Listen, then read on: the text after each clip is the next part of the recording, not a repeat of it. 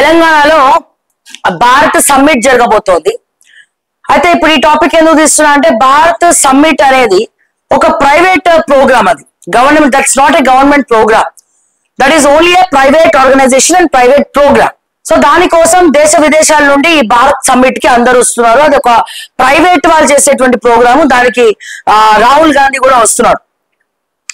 కానీ నేను అడుగుతా ఉన్నాను, రేవంత్ రెడ్డి గారిని అడుగుతా ఉన్నాను, తెలంగాణకు దీనికి ఏం సంబంధం? భారత్ సమ్మిట్ కి హైదరాబాద్ లో వాళ్ళు చేస్తున్నారు ప్రోగ్రామ్ ని, గవర్నమెంట్ కి ఏం సంబంధం? Sorry to say this, government కి ఏం సంబంధం? గవర్నమెంట్ ఎందుకు ఖర్చు పెడుతోంది ప్రైవేట్ ప్రోగ్రామ్ కి? భారత్ సమ్మిట్ గవర్నమెంట్ కి సంబంధించిన ప్రోగ్రామ్ కాదు, అట్లీస్ట్ గవర్నమెంట్ అఫిలియేటెడ్ ప్రోగ్రామ్ కూడా కాదు. ఇది ఒక ప్రైవేట్ సంస్థ నిర్వహిస్తున్నటువంటి భారత్ సమ్మిట్ కార్యక్రమం. హైదరాబాద్ మంచిగా ఉంటది కాబట్టి హైదరాబాద్ ని వాళ్ళు ఈసారి భారత్ సమ్మిట్ ఇక్కడ చేయాలని ఇక్కడ నిర్వహిస్తున్నారు. దానికి మీరు రాహుల్ గాంధీ రావచ్చు, ప్రియాంక గాంధీ రావచ్చు, ఎవరైనా రావచ్చు. కానీ తెలంగాణ సొమ్ము ఖర్చు పెట్టడానికి మీరెవరు బాస్? ఎవరు మీరు? తెలంగాణ ప్రజల ట్యాక్స్ ని, గవర్నమెంట్ ట్యాక్స్ ని ఒక పక్క రైతులకి వడ్లార పోసుకున్నారు. రైతుల దగ్గర వడ్లు కొంటలేరు.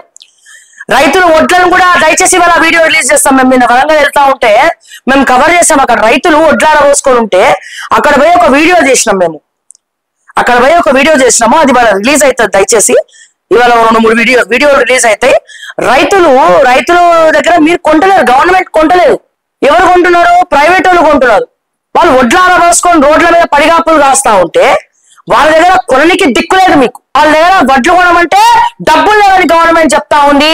మరి మీరెవరండి? డబ్బులు లేనప్పుడు ప్రైవేట్ ప్రోగ్రామ్ కి ఎట్లా ఖర్చు పెడతారండి భారత్ సమ్మిట్ కి అని చెప్పి నేను డైరెక్ట్ గా రేవంత్ రెడ్డి గారిని క్వశ్చన్ చేస్తా ఉన్నాను ఈ సందర్భంగా. This is not a government programme or at least affiliated to government. కానీ మీరు ఇష్టం వచ్చినట్టు పైసలు ఖర్చు పెడుతున్నారు. మా రైతన్నల దగ్గర వడ్లు కొనడానికి పైసలు లేవు, రైతు బంధు పైసలు లేవు, రుణమాఫీ చేయడానికి పైసలు లేవు, తులం బంగారం ఇస్తారన్నారు దానికి పైసలు లేవు అంటారు.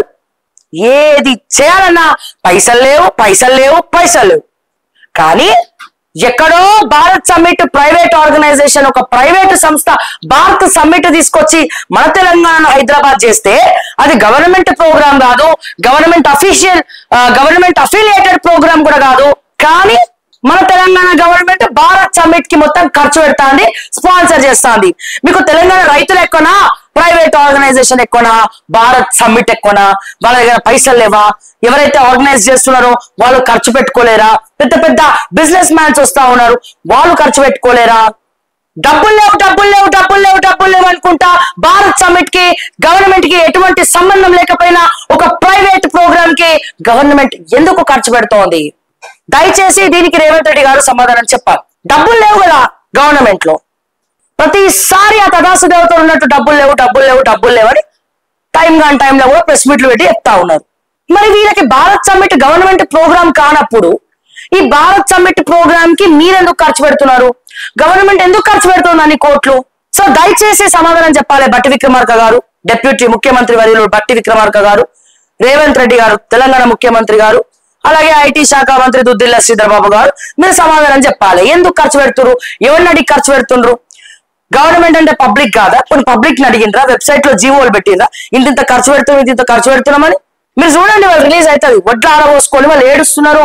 అట్లీస్ట్ వేసిన పంట కన్నా వాళ్ళకి పెట్టుబడి కన్నా రావాలి దేవుడా అని మొక్కుకుంటున్నారు. ప్రైవేట్ వాళ్ళకి అమ్ముకుంటే ఏం మిగలవారా?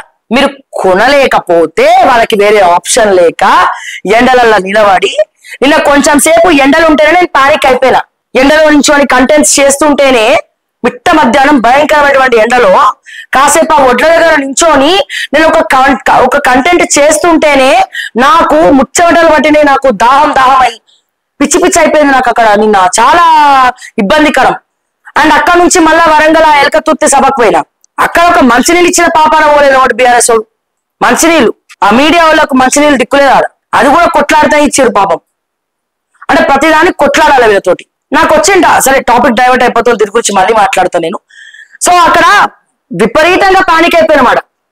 అంటే నేనేమంటున్నానంటే, నేను ఒక ఏసీ కార్ లో దిగి, అంటే హైదరాబాద్ నుంచి నేను ఆ పల్లెటూరు మార్గాన నేను ఎట్లాగో వరంగల్ పోతున్నా కదా, అక్కడ రైతుల సమస్యలు ఎట్లున్నాయో కొంచెం చూద్దాం. అంత దూరం పోయినప్పుడు కంటెంట్స్ చేయాలి కదా, ప్రజలలో తిరగాలి కదా.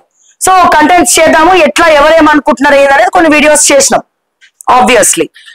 సో కొంచెం సేపు నేను ఏసీలో కారులో కూర్చొని నేను కొంచెం సేపు దిగి అంటే నిమ్మకాయ రసము, రాగి జావా, ఈ ప్రోటీన్ షేక్ జర జిమ్కి పోతున్నాయి, ప్రోటీన్ షేక్, నా డైట్, నా ఫ్రూట్స్, వాటర్ మిలన్ అన్ని టైం టు టైం కారులో కూర్చొని తినుకుంటూ కొంచెం ఆర్గనైజ్ చేసుకుంటూ ఆ కార్లకి వెళ్ళి దిగి అక్కడ వీడియో చేస్తుంటే నాకే చెమటలు పట్టి నేనే కళ్ళు తిరిగేంత పనైంది. మరి మా రైతన్నల దుస్థితి ఏంది సార్? మా రైతన్నల దుస్థితి ఏంది? వాళ్ళు ఎండల ఒడ్లాల మోసుకొని వాళ్ళు నెత్తి మీద గుడ్డేసుకున్నాడు కూర్చున్నారే, వాళ్ళ దుస్థితి ఏంటి? అంటే ఇంత కేరింగ్ గా ఉంటూ ఇంత కేర్ తీసుకుంటూ సన్ స్ట్రోక్ రావద్దు, ఇంత ఎండ ఉంది అని చెప్పి నేను ఇంత కేర్ తీసుకోలేని దిగితే అక్కడ నేను ఒక 1 hour నించున్నానండి. ఆల్మోస్ట్ ఒక 1 hour రైతులతో చర్చ పెట్టుకుని అక్కడ ఏం జరుగుతుందంతా కనుక్కొని అన్ని చేసుకున్నాక మేము కంటెంట్ చేసినాం. సో ఆ క్రమంలో ఒక 1 hour నేను ఉన్న ఎండలో, మండుట ఎండలో, విపరీతమైనటువంటి ఎండలో సన్ గ్లాసెస్ పెట్టుకున్నామంటే కూడా మా వాళ్ళు మేడం అద్దాలు పెట్టుకుంటే రిఫ్లెక్ట్ అవుతుంది, మళ్ళీ స్టైల్ అనుకుంటారు వీళ్ళు అని చెప్పి వాళ్ళు తీపిచ్చేసారు కెమెరా వాళ్ళు. కానీ నాకు ఈవినింగ్ అయ్యేసరికి మొత్తం పానిక్ అయిపోయినా, అక్కడ మొత్తం భయంకరంగా అయిపోయిన పరిస్థితి. అంటే నాకు అనిపించింది ఏంటంటే నాకు లిటరల్లీ ఏడుపు వస్తుంది. 1 గంట సేపు నేను ఎండలో కూర్చోలేకపోయినా మన రైతులు ఎంత కష్టపడుతున్నారు, వాళ్ళు ఎండనక వాననక ఎంత కష్టపడుతుండొచ్చు, ఎంత అల్లాడిపోతుండొచ్చు రోజు ఎండలో, ఫుడ్ లేకుండా వడ్లు కొనుక్కుంటాడేమో మన గవర్నమెంట్ వాడు వచ్చి. అంటే ఇన్ని సౌకర్యాలు ఉండి మనమే 1 గంట సేపు ఎండలో నించోలేకపోతే ఆ రైతన్నలు అంతసేపు ఎండలలో ఒడ్లారా మోసుకొని కూర్చుంటా ఉంటే బరువులు సంచులు వాళ్ళు భుజస్కంధాల మీద మోసుకొని తీసుకుపోతా ఉంటే మనం ఇళ్ళల్లా అది కొనుక్కొని ఆ బియ్యాన్ని కొనుక్కొని మనం కూర్చొని కుసత్తుగా తింటా ఉన్నామంటే ఈ రోజున రైతన్నల కష్టం అందులో లేదా? అటువంటి రైతుల దగ్గర మీరు ఒడ్లు కొనుక్కుంటలేరు, దానికి పైసలు లేవు. భారత సమ్మిట్ ప్రైవేట్ ప్రోగ్రామ్ కి మీరు విపరీతంగా ఖర్చు పెడుతున్నారు. ఏడికెళ్ళి వచ్చినాయి పైసలు? పెట్టండి, క్వశ్చన్ చేసినందుకు కూడా కేసు పెట్టండి, యాక్సెప్టెడ్, పెట్టండి కేసు.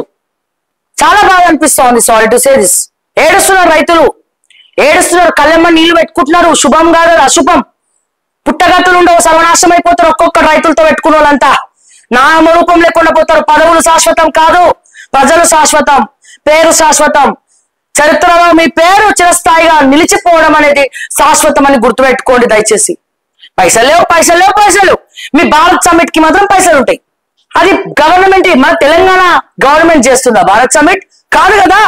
ఎవడో చేసే కార్యక్రమానికి మీరెందుకండి స్పాన్సర్ చేస్తుండ్రు? మీరు రాహుల్ గాంధీ వస్తున్నారా?